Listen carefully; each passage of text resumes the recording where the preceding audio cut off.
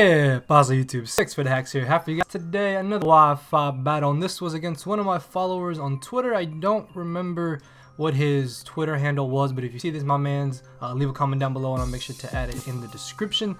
Now, I want to apologize for not streaming the past couple days, guys. I have some personal life stuff going on, so I hope you guys don't mind while I get all that sorted out. But going into this matchup, the biggest threat I saw on my opponent's team was going to be either that Mega Metagross or the Gastrodon, just because I don't have anything to hit the Gastrodon for super effective damage, and then Metagross, if it's adamant or if it gets a boost from Meteor Mash, could prove to be a huge issue. So if you guys do enjoy the video, make sure to hit the like button down below. Thank you everybody for the great support on the Wi-Fi battles as of late. So he led off with Pelipper as I led off with Necrozma, and I am going to be able to get on my rocks turn 1 because I'm very positive that there's no way that Pelipper can have Defog plus Drizzle until after post-ban, or it may not even be compatible. Either way though, there's no way he can get rid of my Stealth Rocks, which is going to be really good for me in this matchup, as I'm able to weaken the Pelipper a bit.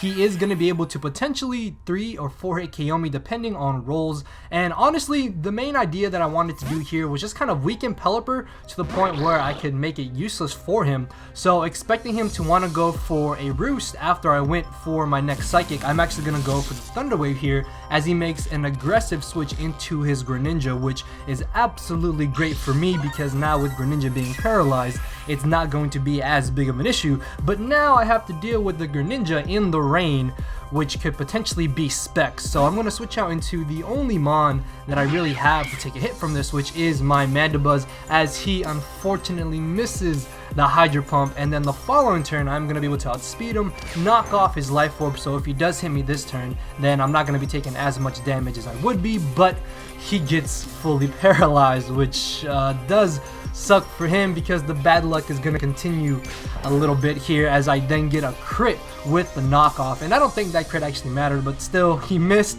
got parried, and then I crit him as he goes for the Ice Beam here, just wanting to see how much damage it would do to me. Plus he's got a better chance of hitting Ice Beam than he has of hitting Hydro Pump, even though it is in the rain. Obviously it is going to be doing a lot of damage, but he's got a 20% chance to miss, and then he's got a 25% chance to get fully paralyzed. So here he does manage to finally hit me with the Hydro Pump, which as you can see does so much damage. Like, that did way more than I was expecting it to do, but I should be able to safely take another hit after I go for the Roost, and then there's a possibility that he'll miss Hydro Pump or he get paralyzed again, and he ends up going for the Water Shuriken here. And I now know that regular Greninja can hit more than 3 times, but ash-greninja can only hit 3 times after so many people have told me.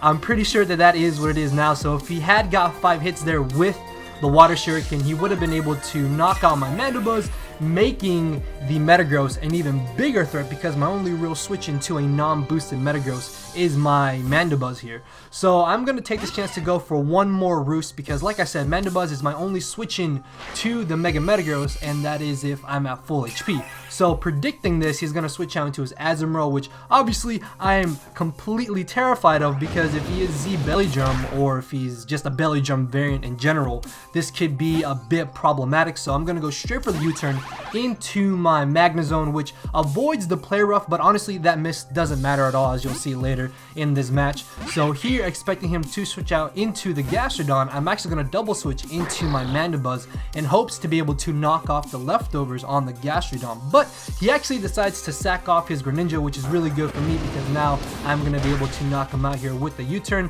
This is where I don't think the crit knockoff mattered because I'm pretty sure I still would have been able to knock him out with this U-turn. So I can U-turn into my Kommo-o here to hopefully bait him to want to bring in either the Azumarill or bring in the Metagross as he does here. So because I forced him into the Metagross, I'm going to take this opportunity to switch into my Mandibuzz, which unless he is adamant max attack, then there's no way he's going to be able to 2-hit KO me with the Meteor Mash unless he gets a +1 after the Meteor Mash or he gets a crit.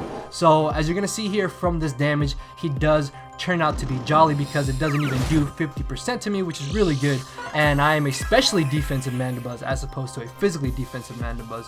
So the only downside to this matchup is that my offensive move is knockoff. While I do have U-turn, knockoff is super effective, but Mega Stones cannot be knocked off. So if he really wanted to here, he could definitely stay in and spam Meteor Mash until eventually he got the +1 in his attack, or if he ended up missing a Meteor Mash, or if he didn't get the +1 in attack, then I would be able to beat him 1v1. But of course, he hits the Meteor Mash, gets the +1 on the knockoff, and the one turn I decided to not go for the roost because I thought that he may have wanted to switch out, not wanting to risk rolls or me potentially beating him 1v1. But as you can see, it does pay off for him as he's going to get another boost in his attack, putting him at +2 attack. And now I'm in a bit of a scary scenario as I do have Scarfed Magnezone. Thunderbolt will not be able to knock him out, but it is going to do enough damage to where I can then bring in my Mimikyu to be able to revenge kill him. So he's going to knock me out with the Hammer Arm, which I'm guessing he went for a Hammer Arm because he didn't have Earthquake. And if he did have Earthquake, that definitely would have been the better play for him to go for. But after the -1 speed, I'm going to be able to take advantage of this. I'll prioritize him by going for the Shadow Sneak and knock him out before he's able to Bullet Punch me and break my disguise. As in comes this bloody Gastrodon. If I get burned here by the Scald and I'm not able to get off a huge hit after +2, then this Gastrodon has a chance to potentially outstall the rest of my team. So he goes for the Scald, luckily does not get the burn, and now as long as I don't miss my Play Rough, I will be able to get off a huge amount of damage on this Gastrodon to the point where even if he burns me with the next Scald, it's not going to matter because I can still knock him out, or I can pressure him to where another one of my Pokemon can come in to revenge kill him. So he does go for the second Scald there, doesn't burn me, which is really good, and now I don't have to risk Play Rough missing, so I will be able to knock him out with the Shadow Claw as down goes the Gastrodon. At this point, it looks like my Mimikyu at +2 is set to sweep. So he's going to bring in his Pelipper, which I will be able to knock out with either a Shadow Claw or a Shadow Sneak if I really wanted to. And because he wasn't Scarfed, I do decide to go for the Shadow Claw as I'm able to finish him off. He is then going to bring in the Azumarill, and I make a bit of a misplay here. There was honestly no reason for me to Shadow Sneak outside of expecting him to Aqua Jet, but the reason why I shouldn't have Shadow Sneak was because if he did turn out to be the Z Belly Drum set, Shadow Claw would have definitely done a lot more damage and potentially knocked him out. If not, then I should have gone for the Play Rough to knock him out. But either way, I'm able to 2-KO him as in comes the Goodra. There's no way Goodra is living a +2 Play Rough, and Mimikyu just putting the team on his back. And you guys may be seeing a lot more of Mimikyu in the future, so just a little hint, wink, wink there for you guys for future stuff to come. So yeah, that was a pretty fun, quick battle. Hopefully you guys did enjoy, and if you did, make sure to hit the like button down below. Thank you everybody for the great support again, and leave a comment, I guess, about things here and there. I'm not too sure, but like I said, guys, I apologize for not streaming. Just been dealing with personal life stuff, and just hopefully I can get it all sorted out and we can get back to normal schedule and get back on track before the end of this week. So yeah, guys, with that being said, I will see you all tomorrow. So later, everybody.